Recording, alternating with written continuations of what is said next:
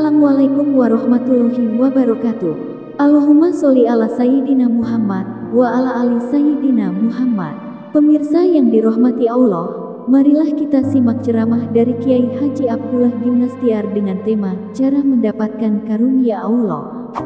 Sebelumnya marilah kita perbanyak sholawat minimal 1000 kali sehari, agar hidup kita penuh barokah dan mendapatkan syafaat kelak.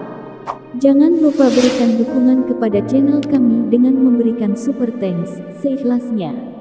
Marilah kita doakan semoga Agim sekeluarga dan para penonton YouTube ini diberikan kesehatan dan diberikan kebahagiaan dunia dan akhirat.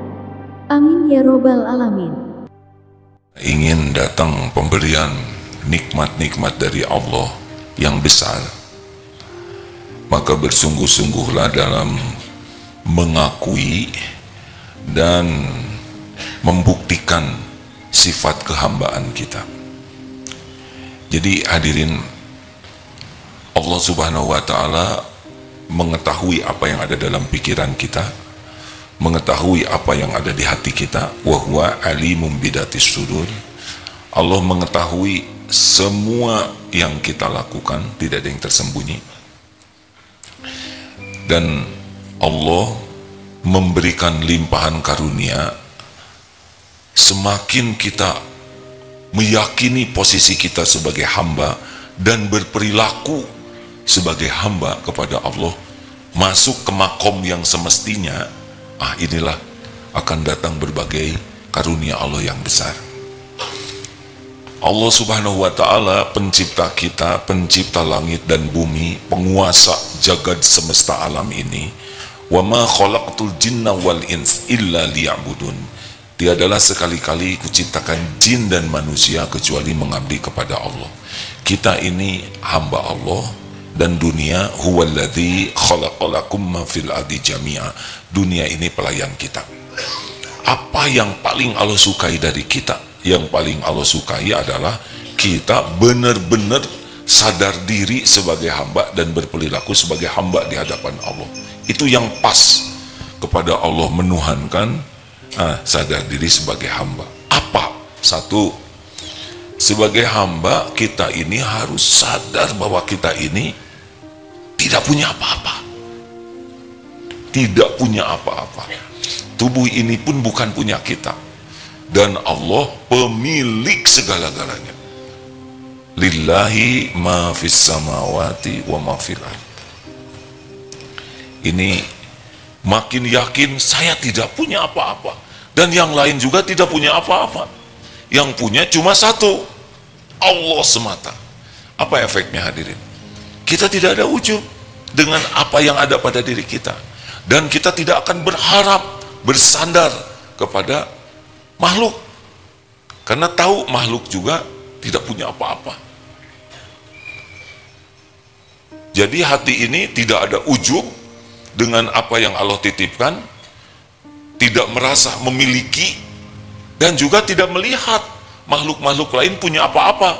Semuanya sama, milik Allah. Tidak ada yang punya apa-apa.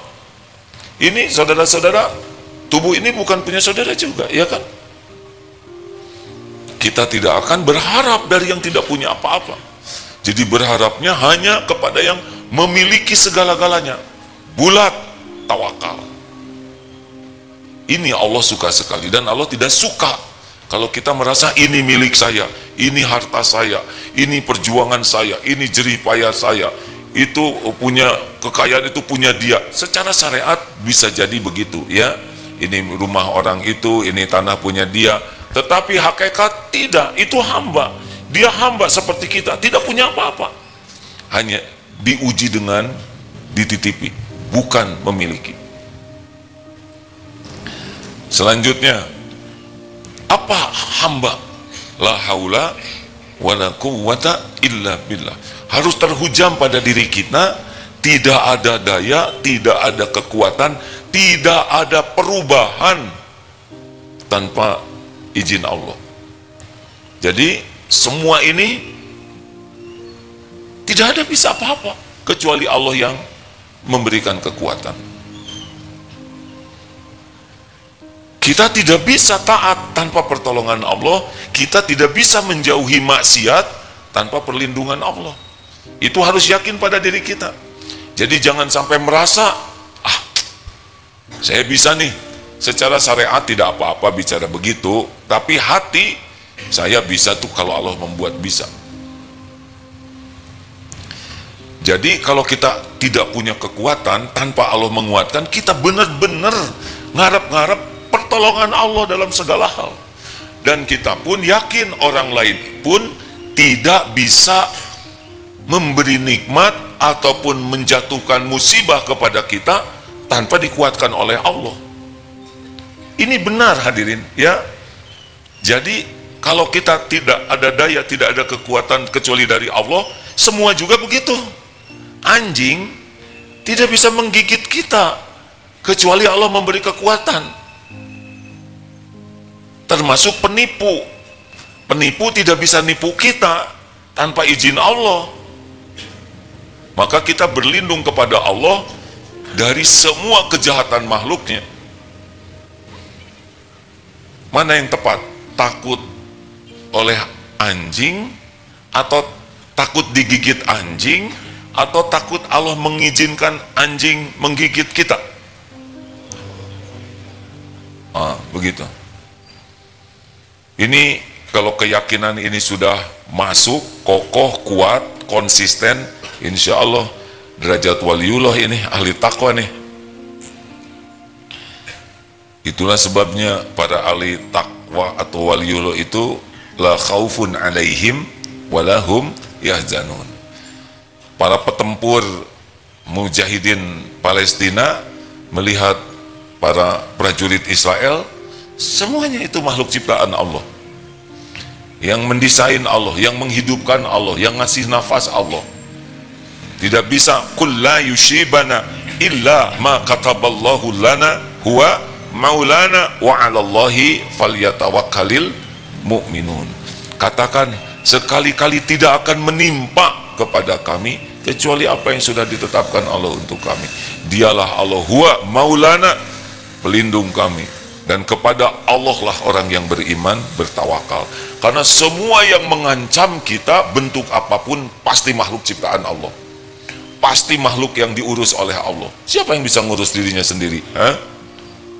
Semua yang membahayakan kita pasti ada dalam kekuasaan Allah. Ini penting sekali keyakinan ini hadirin. Termasuk dalam dagang. Dagang kita harus tahu bahwa pembeli adalah raja.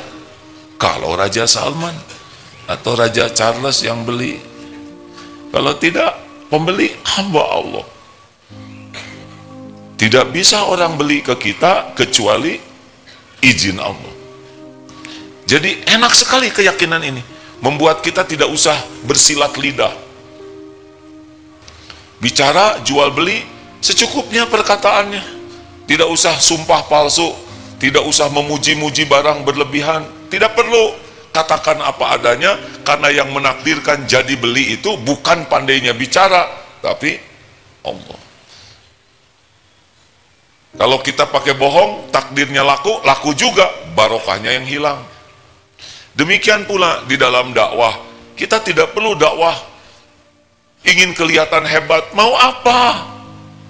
Bicara saja semaksimal mungkin, berusaha ikhlas, sampaikan apa yang kita tahu, yang kita yakini kebenarannya, dan kita sudah usahakan, kita berusaha mengamalkannya. Usahakan bicara tanpa ingin diakui pintar, tanpa ingin diakui hebat atau apalah pengakuan.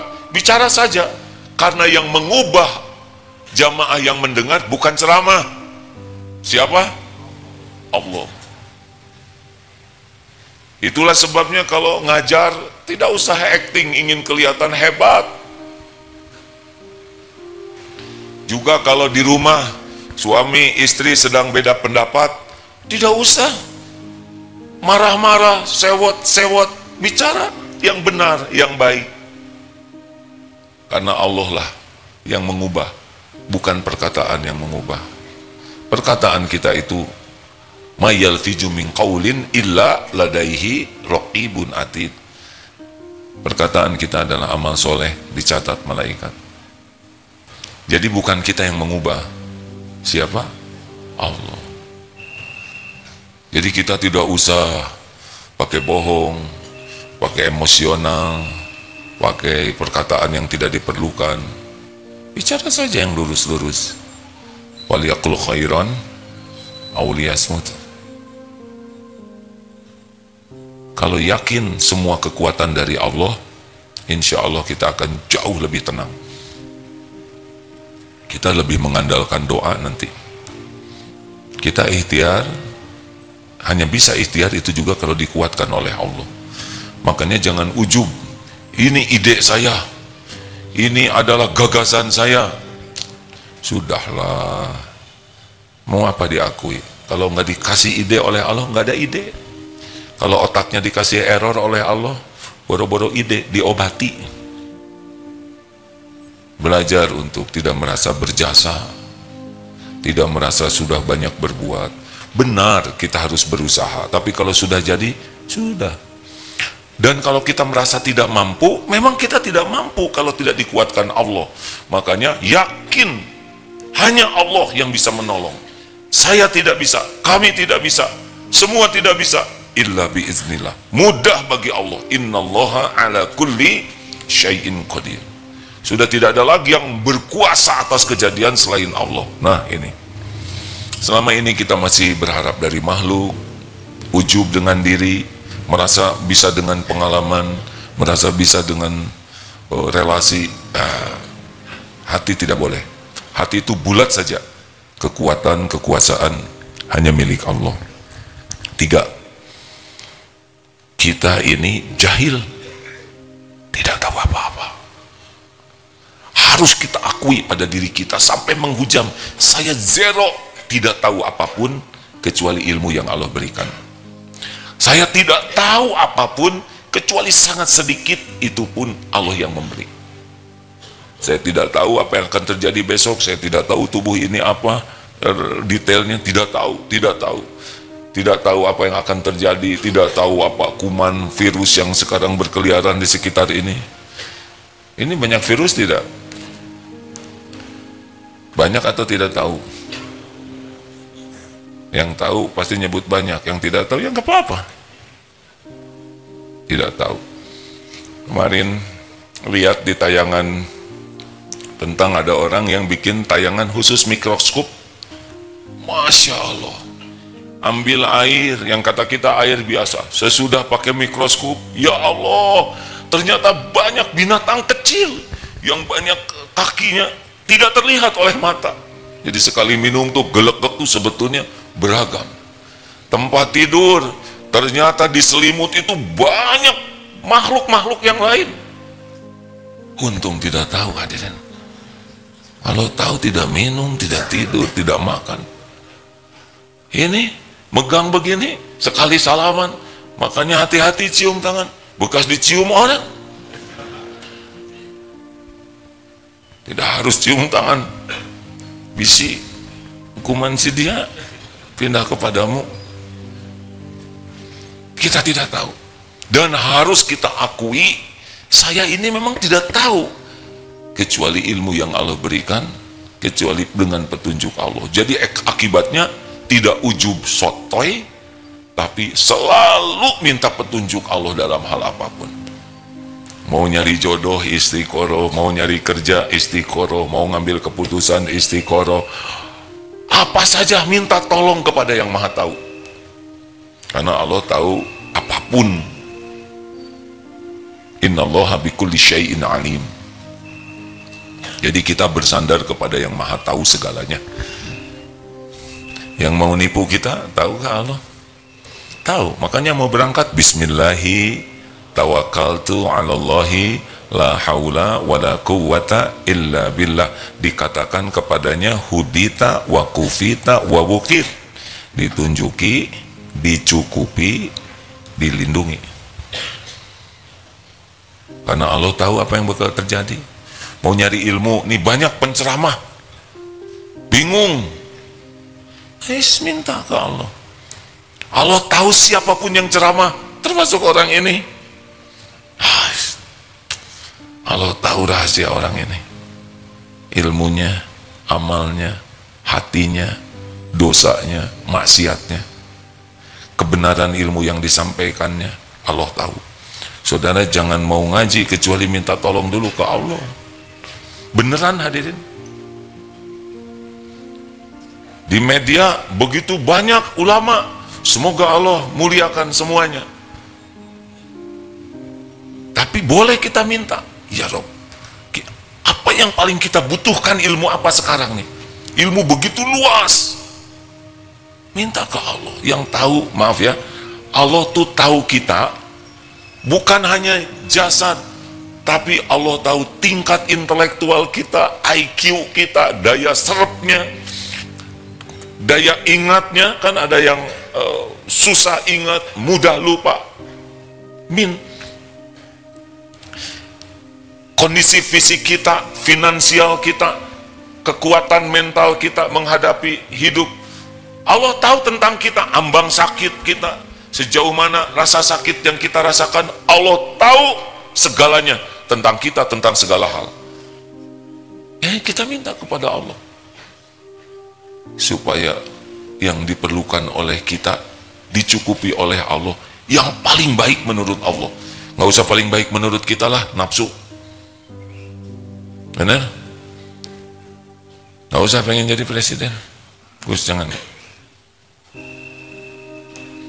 Agus selamat, istrinya hamil lagi ya? Alhamdulillah, Allah yang menciptakan Gus. Agus gambar anak bisa tidak? Tidak, benar. Alhamdulillah ikut bahagia Gus. Tobat ya Gus. Kok aneh istri yang hamil, suami yang tobat? Ya nggak apa-apa. Masa jangan tobat ya Gus? Minta terus ke Allah, minta terus petunjuk. Harus bagaimana ya Allah? Engkau yang maha tahu, harus kemana, harus mengatakan apa, harus baca apa. Minta setiap waktu. Allahumma inni as'alukal huda wat tuqa wal afafa wal ghina. Jangan sok tahu. Allah yang maha tahu segalanya. Yang keempat, satu apa? Tidak punya. Yang punya semuanya Allah. Jangan ngaku-ngaku ya, nanti diambil, sedih lagi. Dua, tidak ada daya. Kenapa ini kok nggak jawab? Karena kami tidak berdaya. Oh ya, sok lah. Tidak ada daya. Apapun kita nggak sanggup lah tanpa dikuatkan Allah. Jadi minta kekuatan ke Allah. Tiga, tidak tahu, bodoh, jahil, kecuali ditunjuki oleh Allah, dan Allah maha tahu semuanya, yang lalu, yang sekarang, yang akan datang. Tidak ada yang tersembunyi bagi Allah, semuanya diketahui oleh Allah. Minta saja, minta ditunjuki. Yang keempat, kita ini hina karena banyak dosa, berlumur aib. Allah maha pengampun, maha mulia, maha menutupi, maha pengampun. Jadi kepada Allah tuh harus nyungsruk sebagai orang yang tidak punya apa-apa, minta kepada pemilik segala-galanya, yang tidak berdaya, memohon kepada yang maha kuasa, yang tidak tahu apapun, memohon kepada yang maha tahu, yang hina dina, meminta kepada yang maha mulia. Kalau bisa seperti ini setiap waktu, aduh, itu posisinya, Allah akan memuliakannya. Ini begini ya, selanjutnya nih 191 Ustaz, maaf. Tahaqqaq bi awsafika yamudduka bi awsafihi, tahaqqaq bidzalika yamudduka bi izzihi, tahaqqaq bi ajzika yamudduka bi qudratihi, tahaqqaq bi du'fika yamudduka bi haulihi wa quwwatihi. Buktikan dan sungguh-sungguh dengan sifat kekuranganmu sebagai hamba, niscaya Allah akan membantu engkau dengan kesempurnaan sifatnya. Akui kehinaanmu, Allah akan menolong kepadamu dengan kemuliaannya. Akui kekuranganmu, Allah akan menolongmu dengan kekuasaannya. Akui kelemahanmu, Allah akan menolong padamu dengan kekuatannya. Jadi memang makin kita jadi hamba betulan di hadapan Allah, Allah jamu dengan jaminannya. Coba lihat Nabi Yunus melakukan pelanggaran, meninggalkan umatnya, ditegur oleh Allah dengan 3 kegelapan, gelapnya malam, dicemplungkan ke dalam gelapnya laut, dimakan ikan masuk dalam gelapnya perut ikan. Apa yang dikatakan oleh Nabi Yunus? La ilaha illa ant, tiada ilah selain engkau ya Allah. Tauhid, tidak ada lagi Tuhan yang berhak disembah sebagai selain engkau. Subhanak, maha suci engkau. Apapun tentang Allah, perbuatan Allah maha sempurna, tidak ada yang kurang, tidak ada yang salah, tidak ada yang meleset, tidak ada yang cacat. Maha sempurna di atas kesempurnaan apapun yang terbayang oleh kita. Subhanak, maha suci engkau.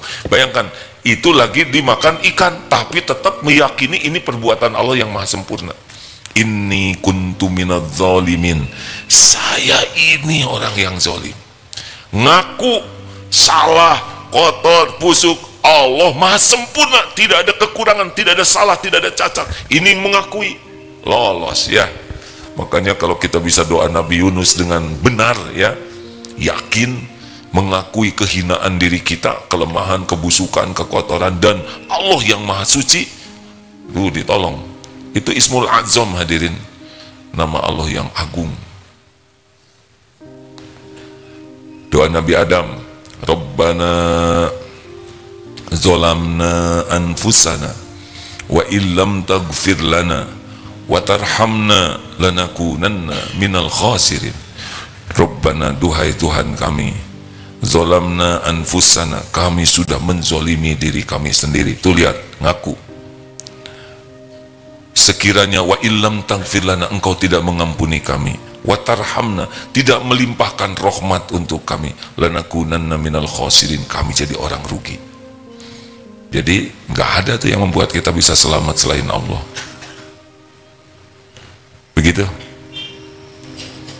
Ayah nggak usah petantang-petenteng, apa siapa kita ini?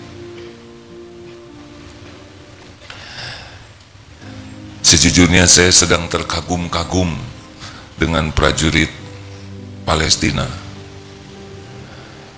Mereka betul-betul hidupnya berjuang. Kalau mau pikir cari-cari apa? Cari gaji, boro-boro gajian, makan juga susah. Mengorbankan semuanya itu. Para prajurit Palestina itu sangat merindukan surga, sangat yakin kepada Allah, yakin kepada akhirat. Wabil akhirati hum yuqinun. Takwa itu. Mati itu bukan sesuatu yang jauh. Membahas kematian itu setiap waktu dan selalu berusaha siap untuk mati. Bukankah umat Islam yang banyak ini seperti buih ombak di lautan? Penyebabnya dua, hubbud dunya wa karahiyatul maut. Cinta dunia, takut mati. Di sana dunia udah nggak ada apa-apanya. Yang ada adalah keridhaan Allah. Dan kematian sesuatu yang dirindukan. Syahid. Masya Allah. Kepada yang cengeng-cengeng ya, gimana ini kan? Bandingkan terus dengan penderitaan saudara kita di sana. Kita kontrakan kecil rewel, di sana habis semuanya. Kita makanan kurang asin rewel, di sana tidak ada garam sekalipun, tidak ada yang dimakan, tidak ada yang diminum, tidak ada obat-obatan. Kita pilek sedikit, telat digosok pakai penghangat, rewel. Setiap waktu terancam bom, hujan bom, kita hujan gerimis, rewel. Memalukan sekali kalau kita sesudah melihat penderitaan saudara kita di sana, rewel sekali, mengeluh terus, ngomel terus, berantem lagi dengan adik, kakak, teman kantor, memalukan, berantem sana dengan Israel ya.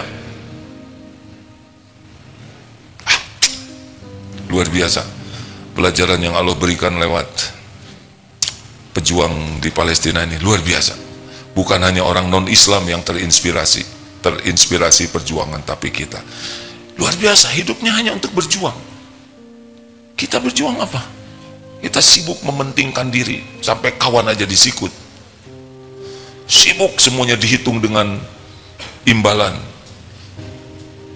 Di sana bukan hanya mikirin imbalan, Semua dikorbankan, nyawa sekalipun. Benar? Simak lebih banyak hadirin tentang perjuangan pengorbanan supaya kita lebih paham tentang arti keimanan. Keimanan memang teruji, di antaranya dalam ujian pahit yang luar biasa. Masya Allah, Masya Allah. Ada pertanyaan silakan. Terima kasih. Ada tamu dari MT Kaum Ibu Al-Huda Serpong Garden. Ada? Mana? Selamat datang. Tidak usah iya. Mau jarinya seperti apa? Bebas Bu ya. MT, oh dari Tangerang ya Bu. Majelis Taklim An-Nasuha Purwakarta. Jadi kalau ngacung itu tidak usah lihat kiri kanan ya. Kan tangannya di bawah masing-masing. Program lingkungan unggul KPP DT Peduli Tasikmalaya Bank Sampah Al-Iman. Luar biasa ini bank sampah di sana. Ada? Yang mana? Oh, kenapa telat? Tidak apa-apa Pak ya. Terima kasih atas ilmu sampahnya Pak. Kami banyak membahas tentang bank sampah di Tasikmalaya. MT Nurul Ikhlas, mana Nurul Ikhlas Depok? Saya kurang paham kalau agak lambat ngacung begitu ya, tidak apa-apa, tidak apa-apa ya. Saya tidak maksa dan saya juga punya tangan sendiri ya. Terima kasih. Yang lain ada yang tidak disebut ya sudah. Yang penting diabsen oleh Allah ya. Ada pertanyaan kah? Ayo mulai sekarang jangan banyak berharap dari makhluk, silakan satu itu. Ayo dek. Ada yang bisa bantu?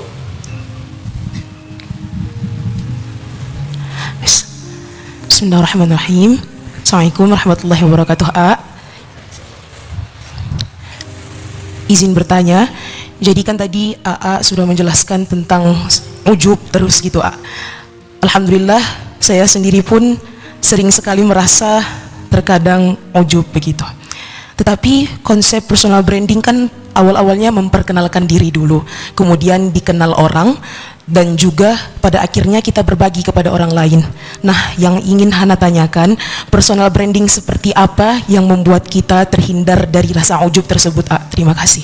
Personal branding dan gimana? Yang misalnya kita itu mau sebenarnya ingin menunjukkan kepada orang gitu, kalau kita tuh bisa ini, bisa itu, atau kita berprestasi misalnya begitu, tapi bukan kita. Iya, saya maksud saya. Ya begitu, Nanti fitnah lagi ya.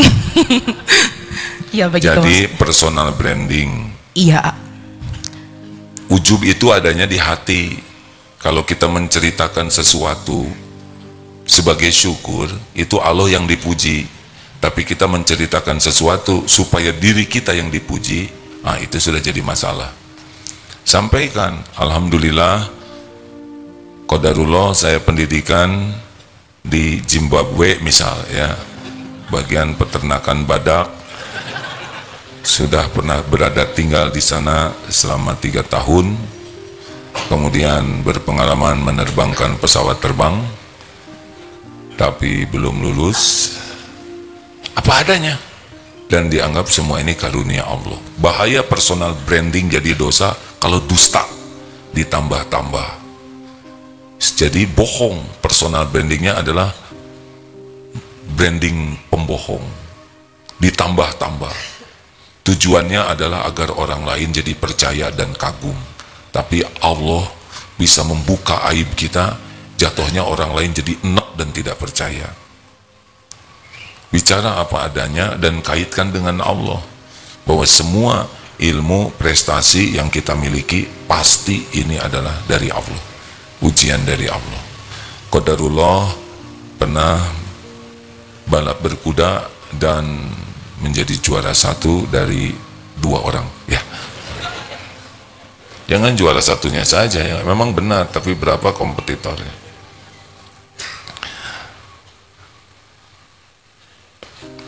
Ngapain juga sibuk pengen dikagumi orang. Yang membulak-balik hati orang adalah Allah. Kita membranding diri supaya dikagumi, tapi Allah yang maha tahu omongan kita tidak ikhlas, tinggal dibalikan aja. Orang-orang yang menyimak itu jadi tidak percaya. Tinggal dibuka saja sebagian aib kita, hangus, benar? Maka bicara kalau mau ya sebagai syukur kepada Allah, jangan dilebih-lebihkan. Begitu. Hati-hati ya, kalau sudah bercerita tentang diri, besar kemungkinan pakai bumbu bohong. Cenderungnya ditambah-tambah, kecuali berat badan biasanya yang jarang ditambah ya, dan ukuran kaki. Selebihnya itu ya, pada waktu saya umroh itu yang pada baru 2 kali, yang pokoknya lebih dari 1 lah, nah, tinggal nyebut 2, tapi dia ingin kelihatan lebih. Pada waktu saya kuliah dulu kan, saya itu menghafalkan kitab Bukhari, ada keinginan kita dianggap sebagai ahli kitab ya. Di dalam surat Al-Baqarah yang tafsir itu, tapi hati kita tuh ingin seakan-akan kita ahli tafsir. Jadi kalau udah nyebut diri, pengalaman, pekerjaan, status, keilmuan, gelar, keluarga, anak, itu kecenderungannya di-upgrade. Bohong. Maka waspadalah cerita diri. Dan begini, kalau orang sudah suka kepada kita, kita nggak perlu banyak cerita tentang diri. Lah dia aja udah suka, nggak ada gunanya. Sekarang orang tidak suka ke kita, terus kita ceritakan jasa-jasa kita, tambah enak, namanya juga udah sebel ya. Udahlah, lurus-lurus saja hidup ini. Allah yang menilai, Allah yang membulak-balik hati. Ya, selanjutnya, perlukah kita dianggap pintar? Jawaban yang kurang yakin. Kalau yakin tuh begini ya, ciri jawaban yakin. Apakah saudara mau diazab dalam neraka jahanam? Nah, itu jawaban yakin ya kan. Apakah perlu kita dianggap pintar? Kepaksa ya. Nggak perlu. Apa dianggap pintar orang bodoh kayak kita gini ya kan? Yang penting itu berusaha jadi orang pintar. Toh orang mau mengakui atau tidak, itu mah bukan urusan kita. Perlukah kita dianggap sebagai orang baik? Apa urusannya? Yang perlu itu jadi orang baik. Dan sekuat tenaga, ini wa ahsinu innallaha yuhibbul muhsinin. Ini top sekali ini. Dan berbuat ihsanlah kalian, karena Allah mencintai orang yang ihsan, muhsinin. Orang berbuat baik, kita berbuat baik, draw ini. Orang biasa saja, kita berbuat baik, baru ihsan. Orang biasa, kita biasa. Orang berbuat kurang baik ke kita, kita tetap berbuat baik. Nah, itu ihsan. Bagaimana kalau orang baik ke kita, kita berbuat lebih baik, itu ihsan. Kita dipinjemin motor, hatur nuhun, jazakallahu khair, motor dipulangin oleh kita. Berbuat baik tidak? Bingung. Kita pinjem motor setengah hari, dipulangin, Kang nuhun motornya, dengan keadaan berbeda. Bensin berkurang, oli makin kotor, ban makin aus, dipinjem, dipulangin begitu. Kita udah standing belum? Enggak dong, kita merugikan. Minimal kalau mau dikembalikan, bensin sama, oli sama, ban kan agak aus, kan agak gemuk, diupayakan sama. Susah. Harusnya bagaimana? Dipulangin bensin full tank, motor dicuci. Saya justru pinjam teh karena nggak punya duit buat beli bensin, cuci motornya, pijet temennya, balas lebih. Nah, itu ihsan. Tahajud, doa yang banyak dan rahasiakan. Tidak usah, saya semalam sudah mendoakan kamu. Jadi berkurang tendangannya. Bukan tidak boleh, dikatakan boleh, tapi yang sembunyi-sembunyi lebih banyak. Gitu hadirin. Jadi setiap waktu tuh hanya untuk berbuat ihsan. Lihat keset miring, takdirnya kita lihat keset miring. Masa diam aja? Mau otak dibikin miring? Luruskan, apa urusan keset dengan otak? Ya nggak ada sambungannya. Luruskan. Allah suka? Suka. Mau turun sendal berantakan, kita mungkin tidak bisa merapikan 100 sendal. Adalah bangsa 5 gitu atau 10 dirapikan. Itu balik ke kita, hadirin. Semuanya, tiap pergerakan kita itu hanya untuk kebaikan. Kalau nyuruh, sini. Kenapa pakai Kang, punten, boleh ke sini? Ihsan. Thank you ya. Kenapa thank you ya? Emang kuya? Jazakallah khair. Terima kasih banyak, Mas. Semoga Allah membalas dengan kebaikan yang banyak. Amin. Kenapa kita enggak lebihkan? Dulu guru saya ngajarin kalau beli, apalagi pedagangnya pedagang yang terbatas untungnya, udahlah, nggak usah ditawar. Nggak ada ruginya kok. Menguntungkan orang lain tuh untung. Pas beli dukuh waktu itu, maunya yang gede-gede semua atau campur? Kalau gede semua rugi nggak tuh? Kita untung, dia rugi, zolim. Udah, nggak mungkin ditelan oleh kita dukuhnya semuanya, ya kan? Apalagi oleh-oleh buat anak kecil, nggak tahu dukuh gede kecil. Beli dukuh yang agak hitam-hitam dikit, bisi besok dia jadi busuk. Mending kita beli aja. Enak begitu, ada. Kita nggak akan makan semua itu kok, dukuh. Begitulah. Kalau ban bocor, perlu ditanya tidak bocornya berapa? Ada berapa bocornya? 1 Pak. Tambahin dong. Saya belum pernah melakukan itu. Terima kasih. Penanya terakhir ada?